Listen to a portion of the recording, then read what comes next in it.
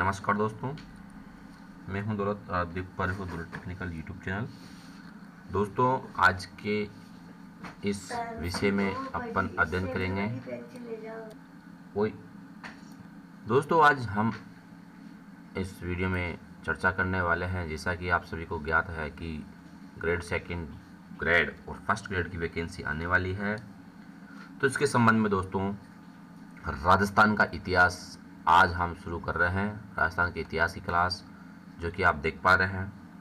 राजस्थान का इतिहास क्या है और क्या नहीं है दोस्तों अपन जानेंगे। लेकिन आगे बढ़ने से पहले यदि आप सभी दोस्त तैयारी कर रहे हैं राजस्थान की किसी भी भर्ती की, तो आप हमारे इस चैनल को सब्सक्राइब कर लीजिएगा, ताकि आपको सभी प्रकार के जो जिक्के हैं वो इस चैनल में बताई जाएगी।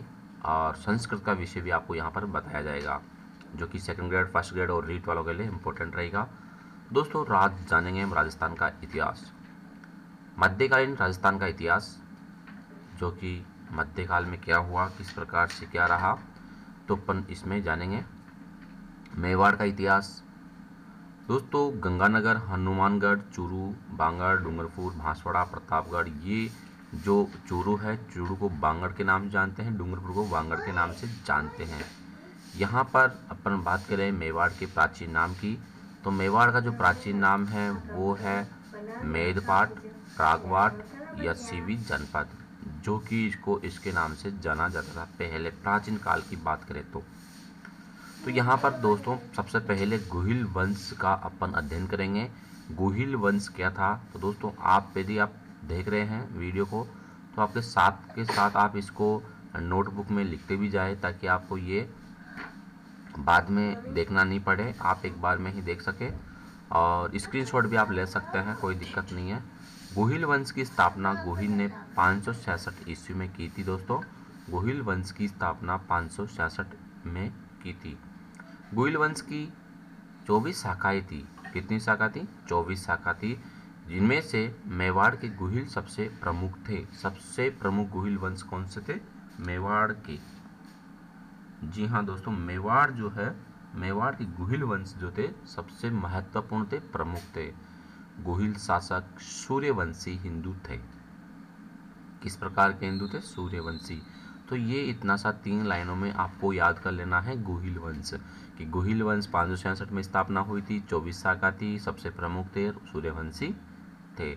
अब इसके बाद में अपन बात करेंगे बप्पा राहुल की।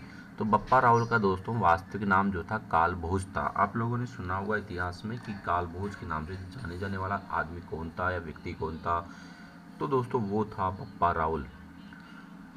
ये हरित ऋषि का शिष्य था, जो कि आपने देखा होगा, हरित ऋषि था, उसका ये शिष्य था। कौन? बप्पा रावल।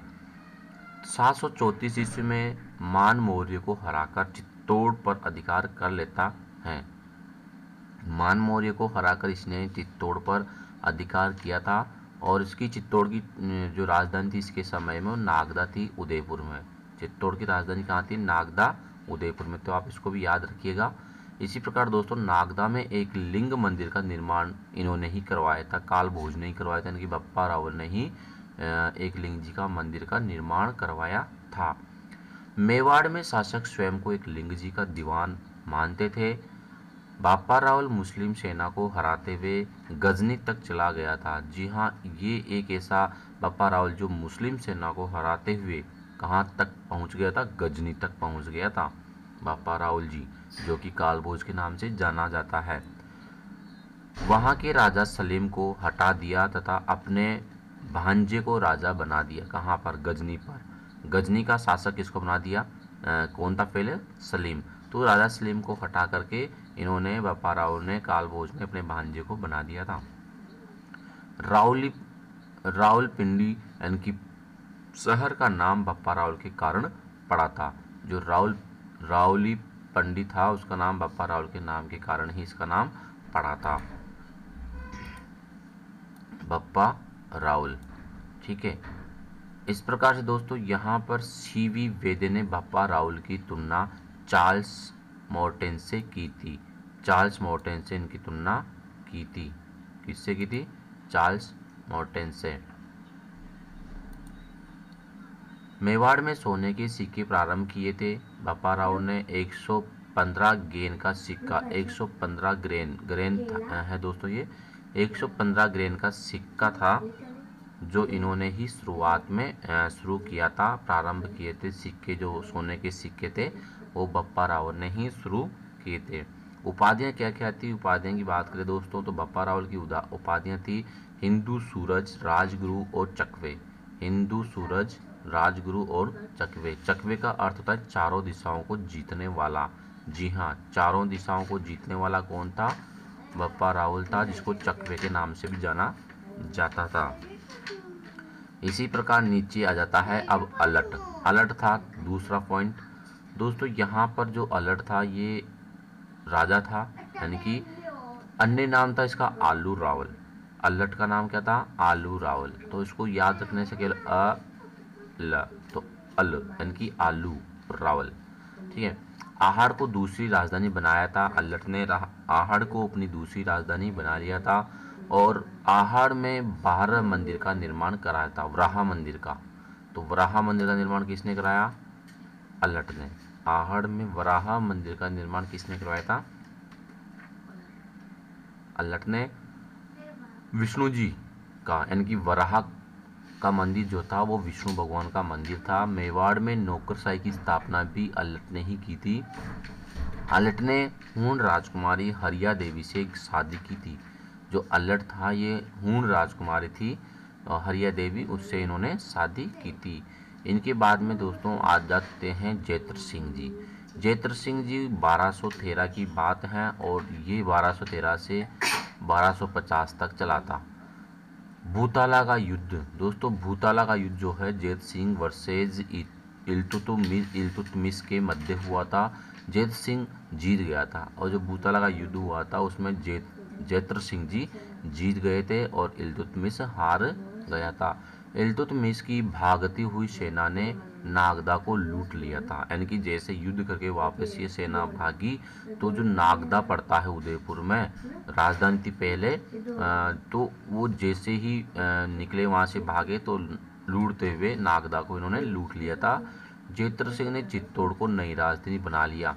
फिर जैत्र सिंह जो थे उन्होंने चित्तौड़ को अपनी नई राजधानी बना ली थी।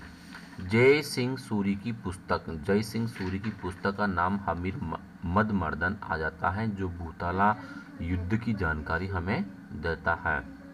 दोस्तों क्वेश्चन बन जाता है कि भूताला युद्ध की जानकारी हमें कौन सी पुस्तक देती है? तो हमीर मदमर्दन। या फिर हमीर मदमर्दन किनकी पुस्तक है? जय सिंह सूरी की। या जय सिंह सूरी की पुस्तक का नाम क्या है? हमीर मदमर्दन। तो इस प्रकार से यहाँ से 3 प्रकार के क्वेश्चन बन रहे हैं मात्र एक लाइन में, तो आपको ध्यान देना है। जैत्र सिंह का शासक काल मध्यकालीन मेवाड़ का स्वर्ण काल था। जी हाँ, जो जैत्र सिंह शासक हुआ करता था उनका जो मध्यकालीन था मेवाड़ का स्वर्ण काल कहलाता था। इनके बाद में आ जाते हैं रतन सिंह। राणा रतन सिंह का नाम आपने सुना होगा दोस्तों, जो कि 1302 से 1303 तक थे। ठीक है, यहाँ पर बहुत ही मतलब ये प्रसिद्ध रहा था राजा रतन सिंह। इनका छोटा भाई था कुंभकर्ण, नेपाल चला गया था, वहाँ गुहिल वंश की राणा शाखा का शासन स्थापित किया था। जो रतन सिंह थे इनके छोटे भाई का नाम था कुंभकर्ण, और जो कि ये नेपाल में चले गए थे, वहाँ जाकर के उन्होंने गुहिल वंश की स्थापना कर दी थी और वहाँ का शासन स्थापित कर लिया था। दोस्तों ये अपन गुहिल वंश पढ़ रहे हैं, तो गुहिल वंश के राजा हुआ करते थे। आप चाहो तो नोटबुक में लिख सकते हैं इस वीडियो को रोक करके। इसके बाद में दोस्तों अपन पढ़ते हैं अलाउद्दीन खिलजी चित्तौड़ पर आक्रमण, यानी कि रतन सिंह के समय में ही यहाँ पर 1302-1303 के मध्य अलाउद्दीन खिलजी ने चित्तौड़ पर आक्रमण कर दिया था। अलाउद्दीन खिलजी ने चित्तौड़ पर आक्रमण किया था 1303 को। कारण क्या क्या था दोस्तों? अलाउद्दीन खिलजी की साम्राज्यवादी नीति थी। एक ये कारण था। चित्तौड़ का व्यापारी तथा सामरिक महत्व भी था। चित्तौड़ के लिए प्रतिष्ठा का प्रश्न, यानी कि समर सिंह टैक्स वाला, जो कि वहाँ से जब सेना गुजरती थी तो समर सिंह के समय वहाँ पर टैक्स लिया जाता था। मेवाड़ का बढ़ता हुआ प्रभाव, यानी कि मेवाड़ का प्रभाव बहुत तेज़ी से बढ़ रहा था। सबसे मेन इम्पोर्टेंट दोस्तों यहाँ पर साम्राज्यवादी नीति और ये व्यापारिक सामरिक महत्व, यानी कि चित्तौड़ जो है व्यापारिक और सामरिक महत्व की दृष्टि से बहुत ही प्रसिद्ध था। मेवाड़ का बढ़ता हुआ प्रभाव भी था। पद्मिनी की सुंदरता सबसे 5वां पॉइंट, पद्मिनी की सुंदरता सबसे महत्वपूर्ण यहाँ पर देखी गई थी। तो पद्मिनी जो रानी थी उस पर अलाउद्दीन खिलजी का दिल आ गया था और उनको लेने के लिए वो ये युद्ध करना चाहते थे। और पद्मिनी जो थी ये रतन सिंह की पत्नी थी। दोस्तों यहाँ पर पद्मिनी कैसी थी? ये सिंहल द्वीप के यानी श्रीलंका की राजकुमारी थी पद्मिनी।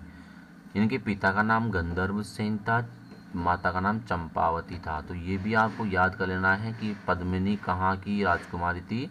ये थी सिंहल द्वीप जो कि श्रीलंका की है। और यहाँ पर राघव चेतन नामक ब्राह्मण ने अलाउद्दीन खिलजी को,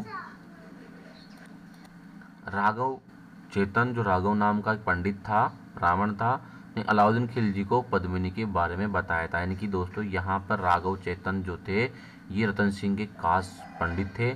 लेकिन ये क्या है, बहुत ही बुरी घटना थी। ये रोज़ रोज़ पद्मिनी रानी को देखता था। तो पद्मिनी रानी ने एक दिन रतन सिंह को इसके बारे में बता दिया कि राघव चेतन जो है मुझे देखता है। तो पद्मिनी जैसे ही रतन सिंह को ये सारी कहानी बताई तो रतन सिंह ने इसको देश निकाला दे दिया था। और राघव चेतन को देश निकाला माने मारने के बजाय देश निकाला दिया था। और देश निकाला देते ही ये कहाँ चला गया? अलाउद्दीन खिलजी के पास में। और अलाउद्दीन खिलजी को सारी बातें पद्मिनी के बारे में बता दी है ताकि अलाउद्दीन खिलजी इस पर आक्रमण कर सके। और ये घर का बैदी लंका ढाई का काम कर गया था राघव चेतन, यानी कि ये उनका ब्राह्मण था, उनका घर का पंडित था इसलिए। लेकिन ये जो हरकतें करता था ये रानी पद्मिनी ने इसको बता दिया। रानी पद्मिनी ने इसको देख लिया और फिर इसने राजा रतन सिंह को सारी कहानी बता दी। तो इसको देश निकाला दे दिया। जैसे देश निकाला दिया तो ये अलाउद्दीन खिलजी के पास में चला गया इसकी शरण में जा कर के और इसको पूरी घटना बता दी। तो अलाउद्दीन खिलजी ने इस पर आक्रमण का दावा बोल दिया। तो दोस्तों ये था यहाँ का। पद्मिनी ने 16 स्त्रियों के साथ जौहर कर आत्मोत्सव भी किया था, आप लोगों ने पढ़ा होगा। 1303 में चित्तौड़ का पहला साका हुआ था। इनकी चित्तौड़ का सबसे पहला साका कौन सा था? 1303 का। साका किसे कहेंगे दोस्तों? जौहर और केसरिया जब दोनों हो जाता है। केसरिया जो है यहाँ पर व्यक्ति करता है, यानी कि केसरिया रंग का सापा जिसको अपन फाटा बोलते हैं या पगड़ी बोलते हैं पहन करके युद्ध करता है और युद्ध में मारा जाता है। तो जौहर जो है कि उनकी जो रानियां हैं वो भी साथ के साथ अग्नि में कूद जाती हैं। तो दोनों ही जब मर जाते हैं जौहर और केसरिया तो उसको बोलते हैं साका। जब दोनों में से एक ही होता है, जौहर ही होता है या फिर केसरिया ही होता है, तो उनको साका नहीं कहा जाएगा। यानी कि पहले जौहर होता था, पहले कौन होगा? जौहर होगा। दोनों में से पहले कौन होगा? जौहर। जैसे राजा को पता लगेगा कि अपनी सेना तो मारी जाने वाली है तो जौहर हो जाएगा, ठीक है। तो वो किसी के माध्यम से सूचना भिजवा देता है और रानियां जौहर कर लेती हैं। तो फिर बाद में केसरिया हो जाता है तो कहलाता है साका। अलाउद्दीन खिलजी ने चित्तौड़ पर अधिकार कर लिया तथा नाम बदलकर खिजराबाद कर दिया। यानी कि रतन सिंह के टाइम पे उन्होंने अलाउद्दीन खिलजी ने चित्तौड़ पर आक्रमण करके अधिकार कर लिया था, नाम भी चेंज कर दिया था, जो कि उसका नाम कर दिया था खिजराबाद। ये इंपॉर्टेंट क्वेश्चन है दोस्तों, कई बार परीक्षा में आप भी जाता है। चित्तौड़ अपने बेटे खिजरा खां को दे दिया, यानी कि चित्तौड़ जो है उनका खिजर बेटा था, उनके नाम पर खिजराबाद रखा था, उसको दे दिया। खिजर खां ने गंभीरी नदी पर पुल बनवाया था। खिजर खां ने यहाँ पर मकबरे का निर्माण करवाया। इस मकबरे के फारसी लेख में अलाउद्दीन खिलजी, फारसी लेख में ईश्वर की छाया संसार का रक्षक बताया गया है। इनको किनको? खिजर खां को, ठीक है। थोड़े दिनों बाद में चित्तौड़ मालदेव सोनगरा को दे दिया गया और मालदेव सोनगरा को मुच्छला मालदेव कहा जाता था। गोरा और बादल इस साके में लड़ते हुए मारे गए। अलाउद्दीन खिलजी ने चित्तौड़ में 30,000 लोगों का कत्ले आम करवाया था अलाउद्दीन खिलजी ने। और गोरा जो बादल था वो रतन सिंह के टाइम के जो बहुत ही प्रसिद्ध सेनापति थे, जो कि इसमें लड़ते हुए मारे गए बेचारे। मलिक मोहम्मद जायसी की जो पुस्तक है उसमें उसका नाम है पद्मावत। पद्मनी के नाम पर इनका नाम इन्होंने मलिक मोहम्मद जायसी ने पुस्तक लिखी थी जिसका नाम था पद्मावत लिखा, और ये अरबी भाषा में थी। 1540 में लिखी गई थी पुस्तक। इनकी मरने के कुछ दिनों बाद में जेम्स टोड था मोहनोत नैन्सी ने भी इस कहानी को स्वीकार किया। सूर्यमल मिश्रण ने इस कहानी को अस्वीकार किया था। जी हाँ, सूर्यमल मिश्रण ने इसको अस्वीकार कर दिया, लेकिन जेम्स टोड और मोहनोत नैन्सी ने इस कहानी को क्या किया, स्वीकार कर लिया था। अमीर खुसरो की पुस्तक का नाम खज़ाइन उल फुतुह था, यानी तारीख़ अलाई। इसका नाम तारीख़ अलाई यानी खज़ाइन उल फुतुह में चित्तौड़ आक्रमण का वर्णन किया गया। राउल उपाधि का प्रयोग करने वाला अंतिम राजा था। राउल उपाधि का प्रयोग करने वाला रावल रतन सिंह था, जो कि अंतिम राजा था। गोरा बादल का बलिदान हमें यह सिखाता है कि जब देश पर आपत्ति आए तो प्रत्येक व्यक्ति को अपना सर्वस्व न्यौछावर कर देना चाहिए और देश रक्षा में लग जाना चाहिए। तो दोस्तों, ये पढ़ा अपन ने राजस्थान चित्तौड़ का प्रथम साका किस प्रकार से हुआ, कौन था इसका, ये किस वंश से था। तो दोस्तों, अलाउद्दीन खिलजी ने युद्ध किया, क्यों किया, किस कारण किया, तो ये आप लोगों ने जाना और समझा। दोस्तों, जानकारी अच्छी लगी है और आपको ये वीडियो अच्छा लगा है, आप इस प्रकार के और भी वीडियो देखना चाहते हैं तो आप मुझे लाइक करें, शेयर करें और चैनल को सब्सक्राइब करके ज़रूर रखें, ताकि आप लोगों के जो परीक्षा आ रही है एसटीसी की या बीएसटीसी की, जो भी आप प्री एग्ज़ाम देना चाहते हैं, प्री बीएड देना चाहते हैं, ग्रेड 2, फर्स्ट ग्रेड और रिट वगैरह, तो सभी के लिए ये महत्वपूर्ण है दोस्तों। तो अपन देखते हैं, कल पढ़ते हैं आगे। तो आज की इतना, फिर मिलते हैं नेक्स्ट वीडियो में।